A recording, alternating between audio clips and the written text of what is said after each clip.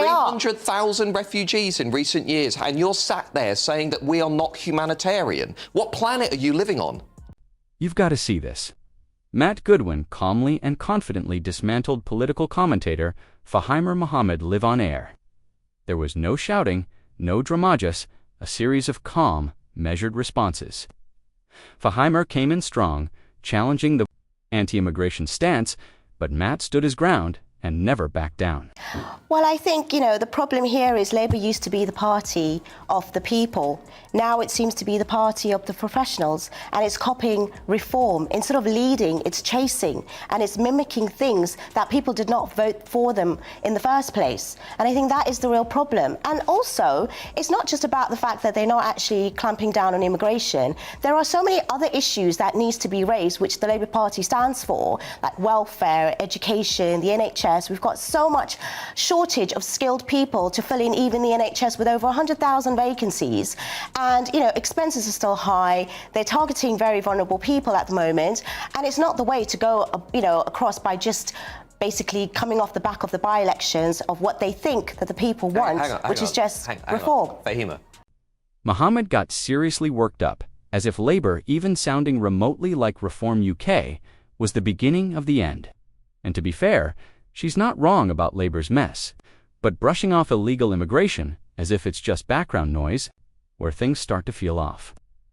Funny how she seems more upset by the tone of the conversation than by the fact that our borders are practically wide open. Before we continue, are you enjoying the video so far? If yes, please take a second to like and share it, and don't forget to subscribe to our channel. Now, let's get back to it. Two things happened this week. Firstly, we learned immigration is the #1 issue in this country. Only because that's the only thing being told and spoken about. Okay. So this is what's interesting, Michelle. This is the left narrative. No, it's not. I'm not the left. Why do you call me the left? Can I finish? We're all talking about immigration, and that's the reason. We're not all talking about immigration. Can I finish? We're all talking about immigration. That's why immigration is the #1 issue, as opposed to it's nothing to do with the record numbers of people who are actually coming into our country. Yes. Everyone's talking about it. But no shouting the loudest doesn't make you the voice of the nation. Immigration levels have hit record highs, and where's the government in all this?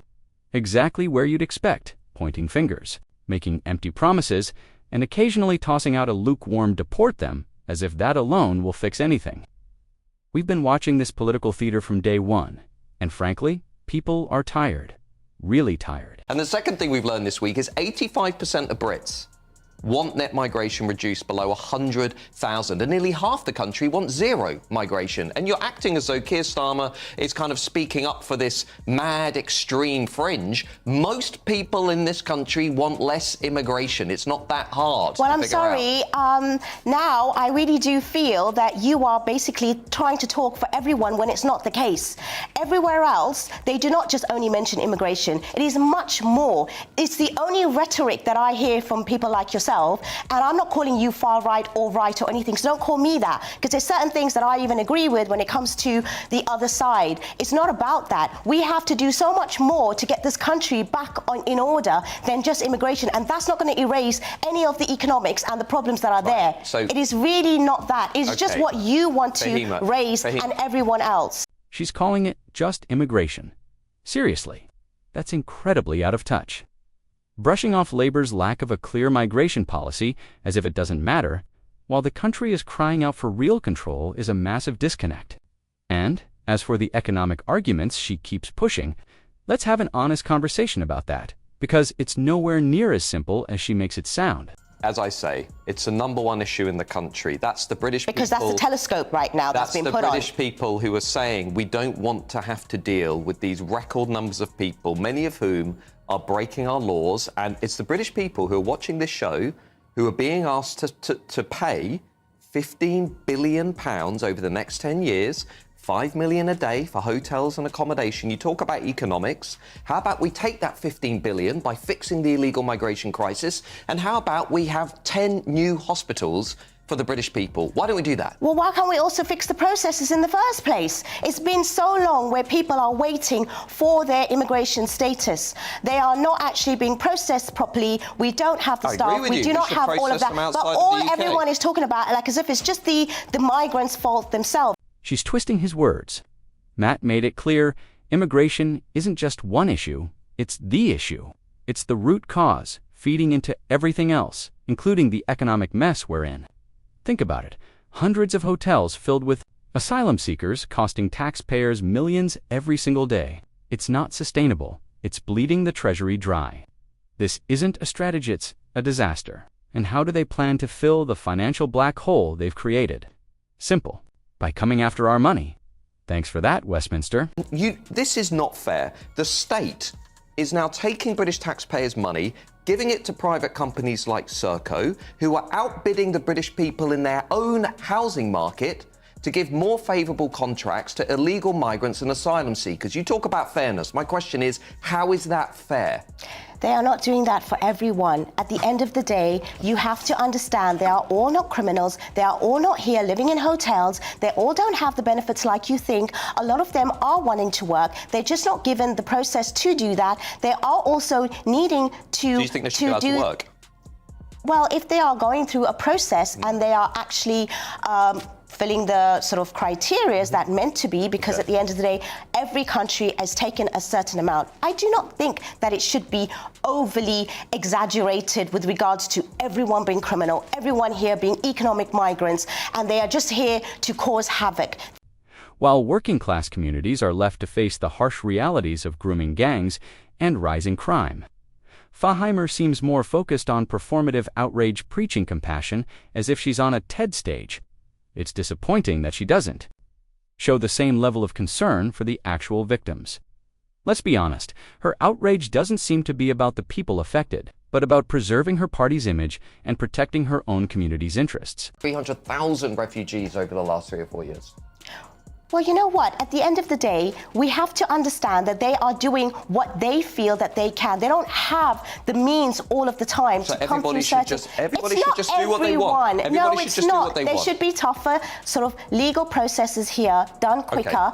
And they also need to be much more tougher laws with regards to making sure that they are not all seen like how you say, which they're not. Otherwise, they will be charged and imprisoned when they land. They're not charged and imprisoned because they're not seen as criminals. They are seen as someone who needs refuge. So we need to be able to process that. I don't believe that the boats is the best way to come. Obviously, it's causing so much damage when it comes to people losing their lives. It's not obviously the legal route. But at the same time, if you are fleeing and you are needing help and you wanting it, just because we're sitting here and we don't have those, those kind of experiences, or we don't know of people that have, it's so easy to just criminalize them and make them all when they are actually also very vulnerable.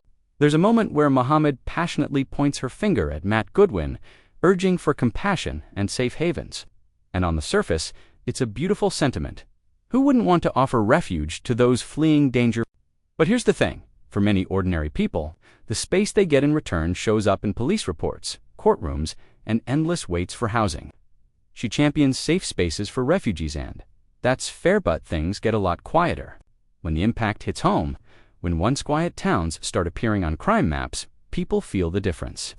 It's easy to speak about ideals when you're not the one living with the daily consequences, isn't it? Starting point is always, what about the rights and the sense of fairness for people who are coming from outside of the country who are breaking our law? I'm sorry, they're not all breaking the law. They're not all breaking the law. You live in some fantasy land. No, you live in a very different land. The British culture is based on the notion of fair play, which is if people come into the country... Which is humanitarian as well, refuge. And it's also Christian for you to also not be so hostile like you and talk like you and put everyone in that sort of boat like they are. 300,000 refugees in recent years, and you're sat there saying that we are not humanitarian. What planet are you living on? You don't even need to watch the whole clip. This one moment sums it up perfectly. We're being lectured on humanitarianism, British values, and morality by people who once benefited enormously from this country. And now, as the UK gets mocked, and labeled a soon-to-be third-world country simply for showing compassion. Those same voices return not with gratitude, but with criticism, scolding us for doing more than most nations would ever dare. It's not just insulting, it's completely out of touch. So easy for you to say when your family is not being, bombed and they're not actually being asked to pay for the crisis. I'm a taxpayer. So I am work I. hard. So am Everyone I. watching this show. So am I. Right. So why should those people be asked to spend billions of pounds every year on a crisis that their leaders refuse to fix? Well, How then is it's that not right? their fault. It is the politicians' fault to get it right and to get those So let's processes fix the right. crisis. Yes, the crisis, but don't just blame the sort of migrants that are coming. It is to do with the politicians and people like yourself who are in these kind of, big sort of parties that are putting the blame on the wrong people and the wrong side. It should be fixing policies and making decisions that is also within rights of the humanitarian sort of and international law and looking after the British values. Not to say that, some of them are going to be criminal, but again, you put Fahima, everyone I'm not going to under. take lectures on what are British I'm values. not giving you a lecture. I'm just giving you my point of view, like how you're giving me.